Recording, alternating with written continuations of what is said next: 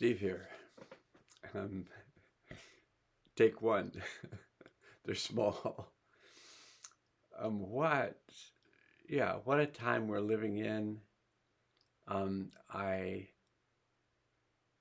feel like it's most useful for no matter what state we're in, that we just don't start shouting out, the sky is falling.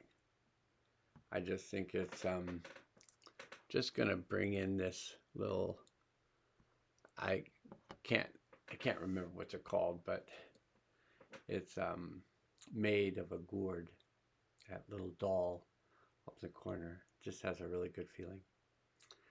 And it's kind of like the reading for today. It's just like the beings that are. So the beings that we all work with, whether we know it or not, whether we believe it or not. You know, we can believe anything we want. And based on the mind, we have the experience that we have. So if our mind's like, the sky is falling, then we can find lots of resonance with that in the world. If we're of the mind or heart and mind, that everything's working out in divine order, and whatever divine order is for you. But it's just a thought. And the meaning, nothing, these are just like words that may have meaning for you. Nothing inherently has meaning. Meaning is something you give to something. You give it its meaning. So somebody says something to you. They might say, have a good day. And the last time they heard someone say, have a good day, they were leaving the office from the business that they had been fired from. And so their association with have a good day was not a positive association, because how are they going to pay for their car? How are they going to pay for their rent? How are they going to pay for their food? Where are they going to have to move back with their parents? All those questions that we might have had when we were any age. I mean, we may have just been really one of the more brilliant groups of people and just never moved out of our parents' house. And now maybe our parents have passed away and we just get the house now. And whatever, it's like everybody's circumstances are so different. And everybody's circumstances can be seen. One way of seeing everyone's circumstances is that this is my soul journey. So the circumstances I'm having are related to the journey of my soul through what may be time and space, if time and space exists. I mean, you can say, well, you're in time and you're in space. And I would say, yeah, that appears to be true. But I don't really know what's going on multiple levels. I know the experience I'm having. I know the experience I'm having physically. I know the experience I'm having mentally. I know the experience I'm having emotionally. And I know the experience I'm having spiritually. I couldn't describe it to you. Well, it's exactly this. And on a spiritual level, I'm an Aquarius in Pluto. Whatever, I don't know. I don't understand that stuff. So I sound stupid even talking about it. Or I appear to myself to sound stupid at talking about Aquarius and Pluto, which I really have no idea what that means. I mean, I'm sure Pluto is somewhere in the sky, but I don't know what Aquarius is. I mean, I know that it's one of the 12 signs of the zodiac. My question is, if all of nature seems to be more related to 13, who got rid of that one planet? Or is there a 13th planet? Does Chiron exist? And I don't even know what Chiron is, but I hear, about Chiron. So I wonder if it's one of the 12 signs of the zodiac and other zodiac related planets. And I don't even know, about the whole planet thing. I mean, I've heard Mercury, Mars, Venus, Earth, Pluto, Saturn. I don't even know how many there are. So there's some things that I feel like I could speak about from my experience, and there's a lot of other things that I maybe have a little bit of book knowledge, but not really probably all that accurate. So, I like it when people say, well, actually, it's this. Paul just held the coats for the people that were stoning Stephen. So he didn't participate in the stoning. He just held the coats of the stoners. Okay, so we said this is video number 1. So what is video number 1 about? Because all these videos, I like doing these videos. I like making these videos. I like recording these videos. It gives me time to think outside my head in some ways, because when this information goes out and is recorded, it comes back kind of from outside of my head. So it helps me to really look at things in somewhat of a clear way.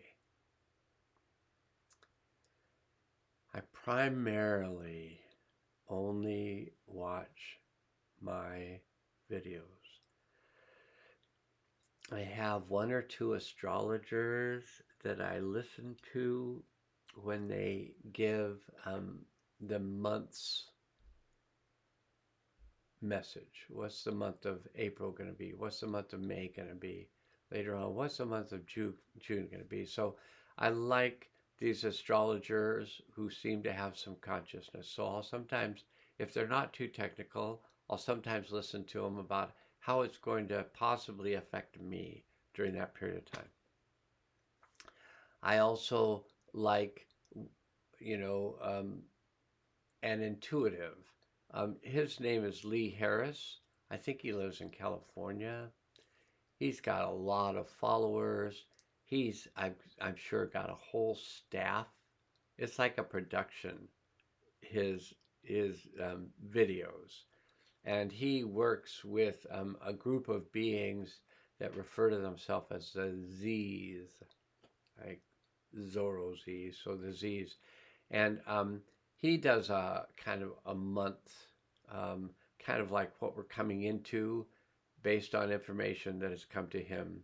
He's an intuitive, and the information comes to him from these beings called the Z's. And I have found his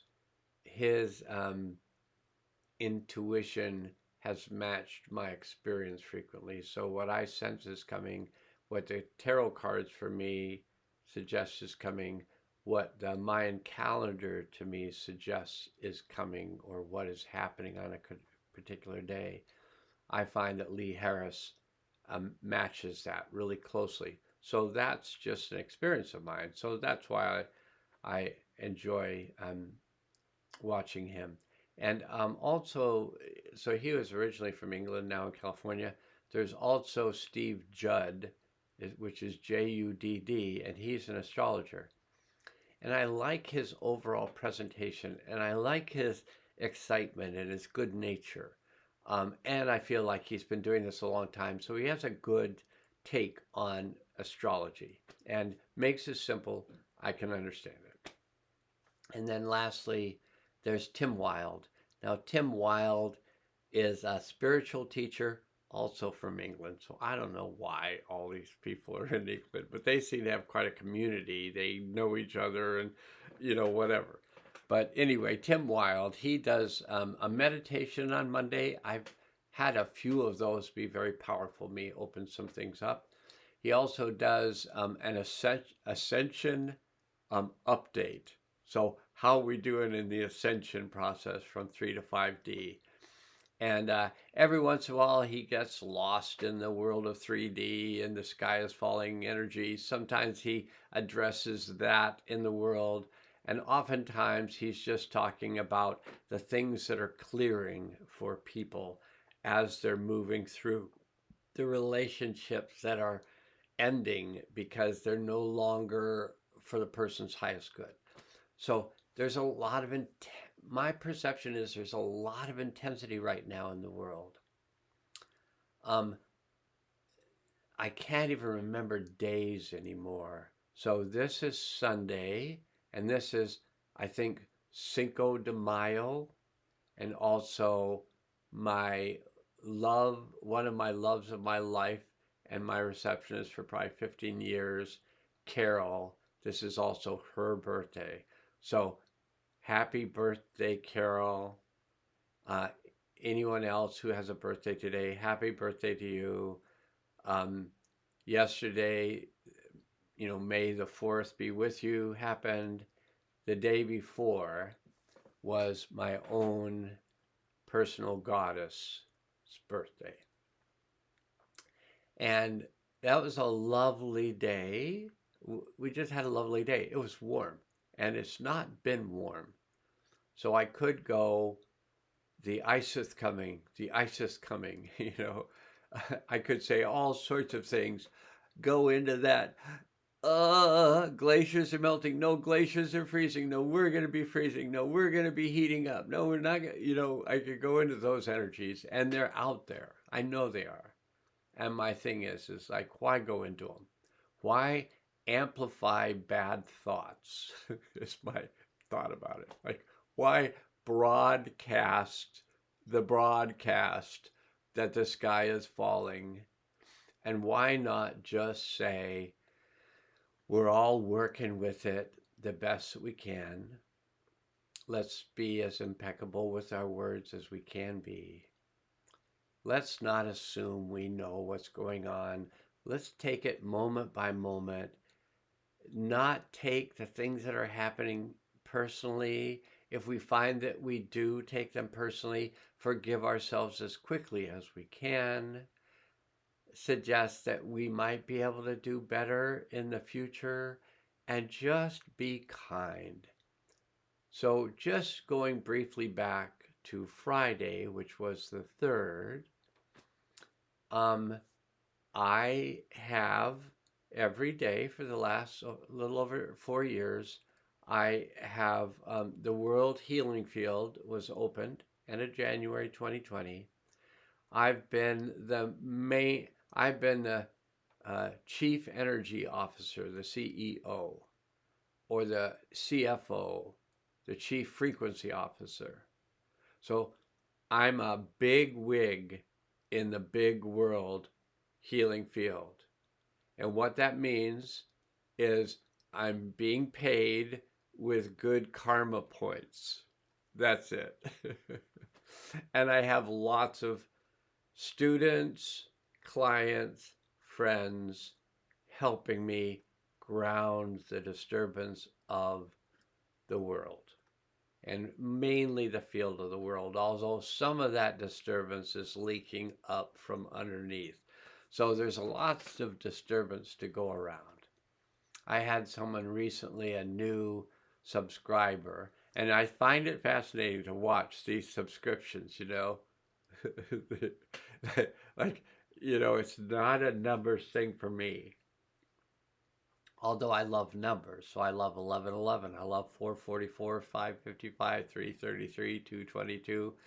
I love certain numbers, just are lovable. But I'm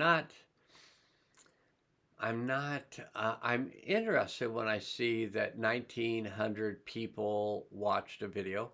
But what does that mean? That may mean that 1900 people clicked, saw the video, watched it for 30 seconds, and went on to watch, something more interesting. And, if I have 1900 people watch a video, and that's kind of the high number, sometimes they're 500 or 600, sometimes they're 20. There's quite a variation. But what I do notice is when people comment, and I do read the comment, and when it's what seems to me, because I'm interested in consciousness and healing, when it's a conscious comment, I point out how conscious that comment was from my perspective. So if a person tells me at 2 minutes and 19 seconds, that's when the cord slid off the table next to my um, recording area.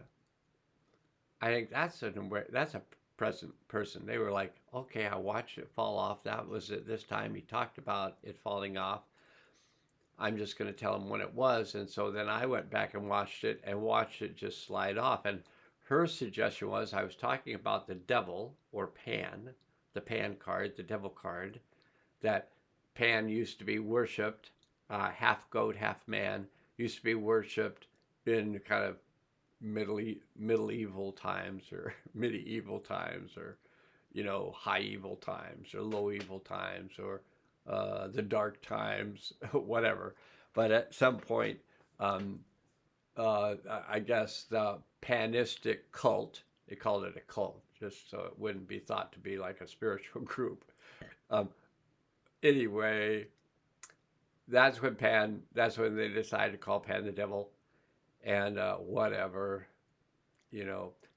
So the devil card relates to Pan in the tarot deck, but then in the tarot deck, Pan is honored and respected for whatever consciousness he brings to the world. Kind of got off on Pan. The train of thought left the station, and I was still standing on the platform. Oh, yeah. Okay, so now I'm done, kind of like just pouring thoughts out. And so I'm just going to suggest to kind of conclude this particular video that we all just go inside. If you're still here, just go inside yourself. Feel your energy. Notice where you might be tight. Notice where you might be loose. Notice specific places in your body. I'm going to mention a few that I'm aware of. Notice if those are ones that you're aware of, and then just notice changes if any take place. So I'm going to start off with this upper part of the chest. This is just an area that I've been aware of. It feels like it's squeezing a little bit. This is another area over the third eye that I've felt has been squeezing a bit. And I just remembered what I was talking about before I got distracted by the devil and Pan. And so then the cord, the person suggested that it might have been not Karl Marx, but Carl Jung, or Karl Marx. It might have been Karl Marx too, but Carl Jung, it might have been Karl Marx or the devil who moved that cord that took my attention away and kept me from saying what Carl Jung said in the book. I never did get around to saying that part, and I may never. And also prior to that, I was talking about the world healing field. So this world healing field is open 24 hours a day, 7 days a week. It's been a little over 4 years, January, February, March, April. So 4 years and 3 months. 4 years and 3 months, a little over 4 years and 3 months.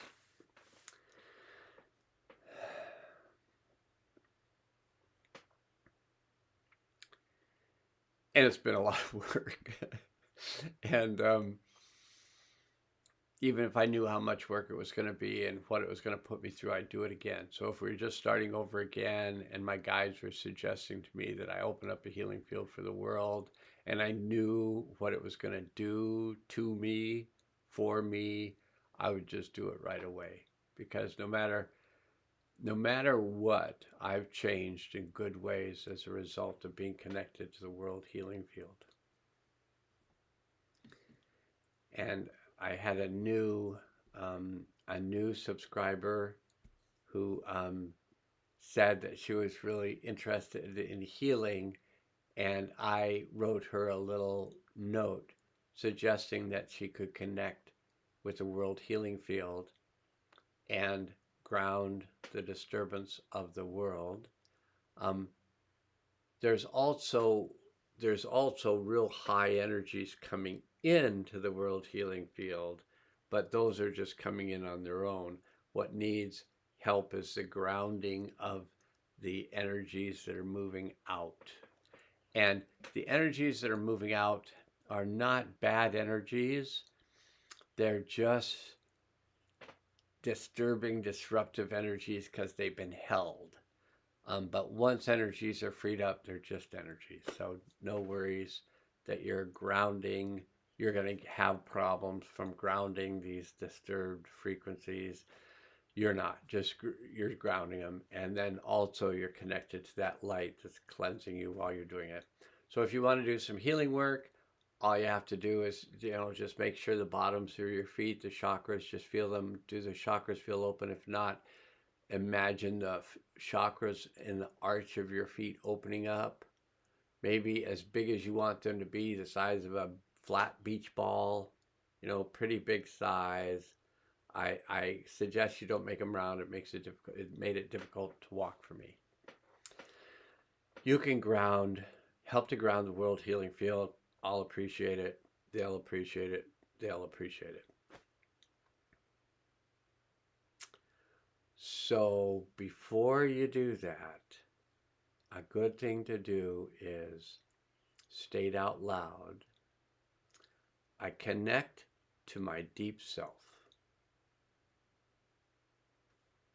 And feel where you go with that. Where do you go inside yourself? What do you feel when you connect with your deep self?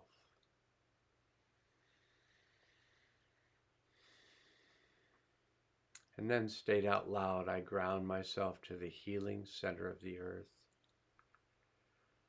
And feel your energy open up, and feel your energy just go down to that healing center of that earth. That combination of those two ought to be a really good feeling. And every time you think like, oh, I really need a really good feeling, then just connect to your deep self. Ground yourself to the healing center of the earth. Then the next piece is, I open myself to the healing power of the one. Just feel how big it is, and feel if that doesn't just release a lot of the constriction that you might have been feeling in your head. I know it did me, and I've been feeling a lot of constriction in my head. And then anything that I'm holding that's not of the highest good, and the highest good means my highest good and the one's highest good. Anything that I'm holding that's not of the highest good, I choose to let go now. And then just feel it go. If you feel it go, say, okay, that was good. I let go of that. That wasn't in my highest good. I didn't need to hold on to that. Finally, I'll get to finish the story. So on the day of my personal goddess's birth, which was this Friday, it was actually a few years prior to that, but I had the world's healing field open. And I had requests from 3 clients to hold space for them because they were going through major processes. I opened up fields for each one of them, which I can then hold without it distracting me from being present with my goddess, having lunch with her, going up and having good coffee, having lunch, going to Big Wolf Trading Post in Port Townsend, which is run by a Lakota man and his partner, and she makes amazing soap, she makes jewelry, she makes beaded work, he makes drums. They sell, it's a Indian trading post. or in a socially acceptable way, a Native American trading post. But they are wonderful human beings, and I'm going to advertise for them at no charge. I buy things there, and I also leave money in the jar for the children of the reservation in South Dakota.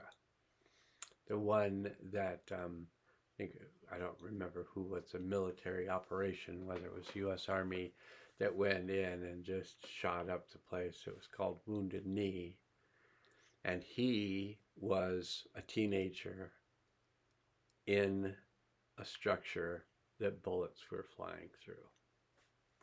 It was a pretty exciting day. I think he was in junior high or high school. I think he was only like 12 or 13 years old, was in junior high or high school, and um, and the helicopters had come in and they were sandbagging the city like there was some siege going on, and it turned out that they were going out to, I think, go after American Indian Movement people, AIM, which was kind of a radical group of Native American people that were trying to change the world.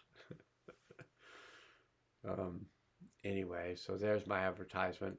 And so I set up fields for 3 different people as well as running the world. So this might be some virtue signaling.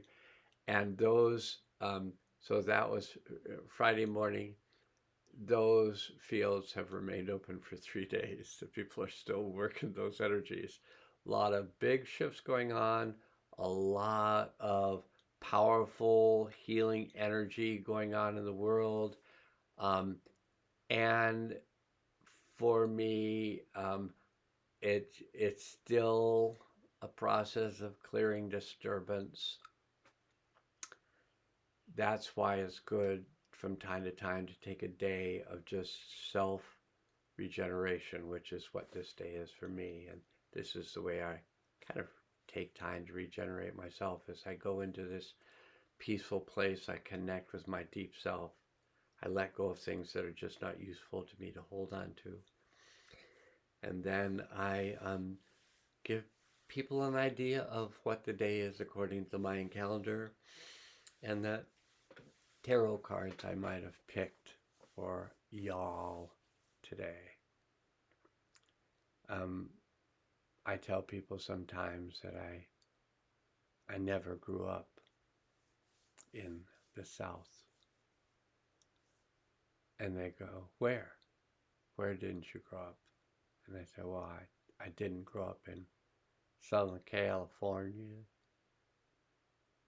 I think it's funny. I think it's funny people say, where'd you grow up? I go, I didn't. But I spent 24 years in South Pasadena, or thereabouts. Part of it in Beverly Hills, part of it in Pasadena. A couple years in Sonoma County, up on Cave Dell Road. I met another person from New Sonoma County, and whose brother lived in Napa, over the mountain from where I lived, and we had a nice little chat.